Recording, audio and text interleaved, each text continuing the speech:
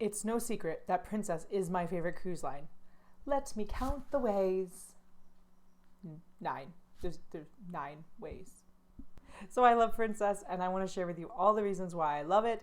Stick around to the end though, because I'm going to share the one thing that I feel really needs to change with Princess, because it's the thing I hate the most about Princess. So the first thing I love about Princess is that they still have smaller ships. Yeah, sure, the Sun Princess is getting on the bigger side with over 4,000 passengers, but they're still sticking with the not theme park, amusement park feel to it.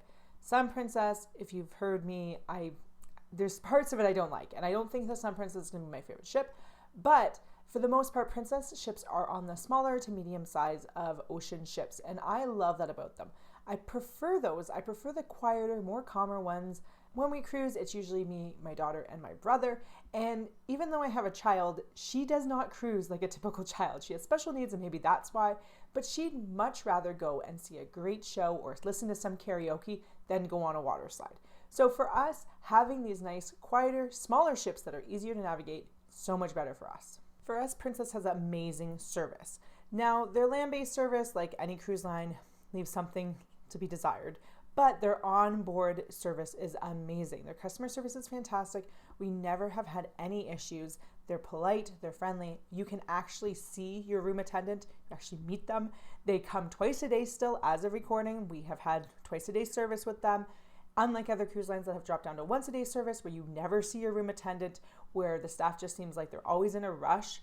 Nope, not with Princess. We've had amazing service in the buffets, in the dining rooms, everywhere on the ship. Great staff, great service. Another area that I feel like Princess excels at is their entertainment. Now, they don't have Broadway shows, but honestly, the ships that I've been on that had Broadway shows, you then didn't get anything else the rest of the cruise. You may have got like 1 or 2 smaller shows. But with Princess, we got quality production shows almost every night. With the in-between nights, we had quality entertainers. We had singers, we had dancers, we had comedians. Amazing, amazing shows. Not production Broadway quality, but they were fantastic. My favorite thing is when they had like a singer come on and do a set one night and then return for a second set the next night down the road. It was great because although you didn't have a ton of variety, you didn't need a different person every night, you still got to see great entertainment. Plus, if you really liked their first show, you got a second show. Or if you missed their first show, you got to see their second show. And honestly, if they weren't for you, you could then skip it. But it was fantastic. I love being able to do that on Princess. Daytime activities is an area that we felt that Princess struggled with back like 10 years ago and was one of the main reasons we switched from Princess to Royal Caribbean. Now we feel like it's kind of the opposite, where Royal doesn't have much going on during the day, but Princess has jam-packed activity lists. It is fantastic.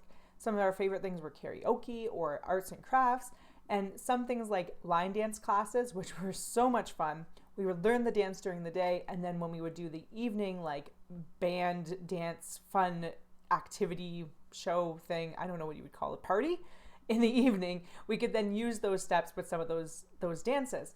And they had entertainment staff teach you the dance and then go and do that dance later on in the evening. And it was so much fun. We had nonstop entertainment. We had fantastic talks by our naturalists. Just really love all the daytime activities that are available, plus the evening, later the night activities as well. I've probably talked about it a million times, but I just love the Medallion. Now I have a whole video on it, so you can go check that out if you want. But I love the Medallion for the ease of access of being able to get access to your room and be able to know where people are, on top of stuff like food delivery. Being able to order food and have it delivered to you anywhere on the ship, amazing, amazing.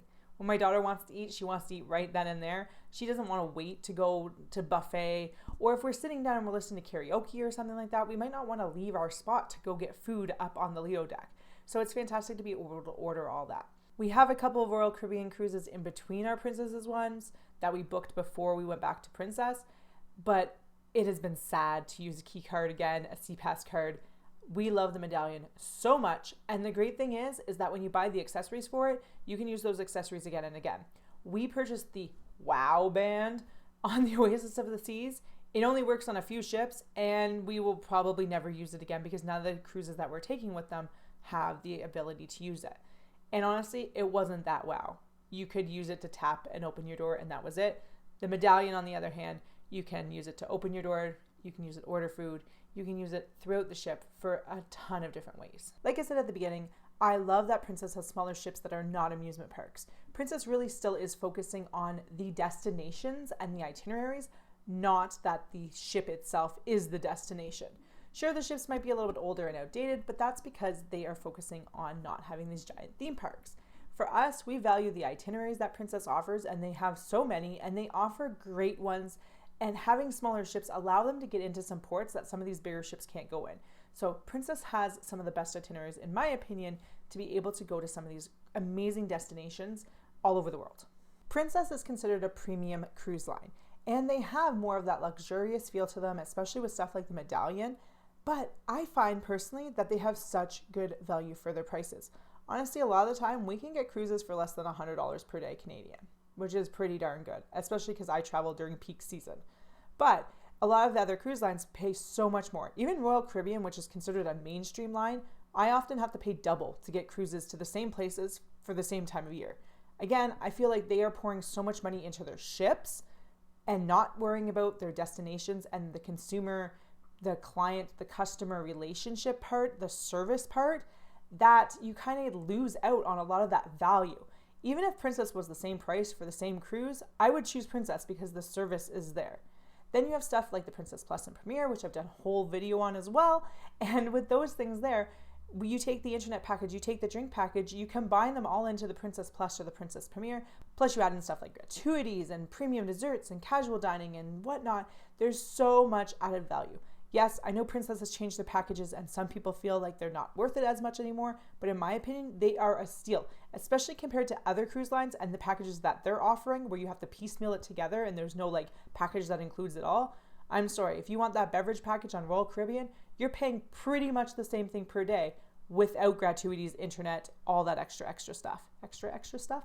Anyway, Princess I feel has such a good value with their Princess Plus and Premier packages and just with their itinerary prices in general, that they are such a good value. I've said value a lot. Another thing that I think that Princess does that adds value is their amazing loyalty program. I feel like their program is probably the best in the industry, where you actually feel like you're making progress in their program and actually being rewarded for your loyalty with their program. I feel like other cruise lines make it such a drag to cruise with for loyalty reasons because they just don't give you the perks for being committed to them.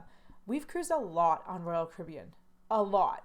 And we've barely moved at all in their loyalty program. And I feel like every time I cruise, I look at the list of stuff that I get and I'm like, that is it?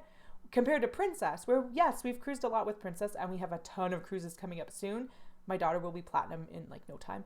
Anyway, it just feels like we actually get rewarded for our loyalty with Princess, whereas other cruise lines, I just don't feel like we do. So Princess is definitely not perfect. And there is one thing that I want to talk about that I absolutely think that Princess needs to improve, at least for me personally.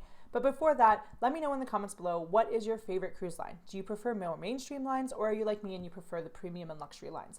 Like I said, Princess is my favorite. Otherwise you wouldn't be watching this video. But anyway, let me know in the comments below, and let's talk about the one thing that needs to change. Food. That's what Princess needs to change. The end. No, I'm joking. Anyway, the one area I feel I need to change is their food. And if you are someone that wants a great food experience, I don't really recommend Princess for that. I don't recommend it for my clients that are like foodies who want a great food experience. And the reason I don't is because they find they're so inconsistent from ship to ship. We watch a channel called Code 4, the number 4, for life. And although not high quality videos, they're a great way to see the differences between the food across the ships. They cruise a lot with Princess and they film food a lot. And so they often give their opinions of being like, this was better on this ship, this was better on that ship, why is this so different? And watching a ton of their videos, we've noticed how inconsistent it is across the fleet in their food quality. And I don't like that.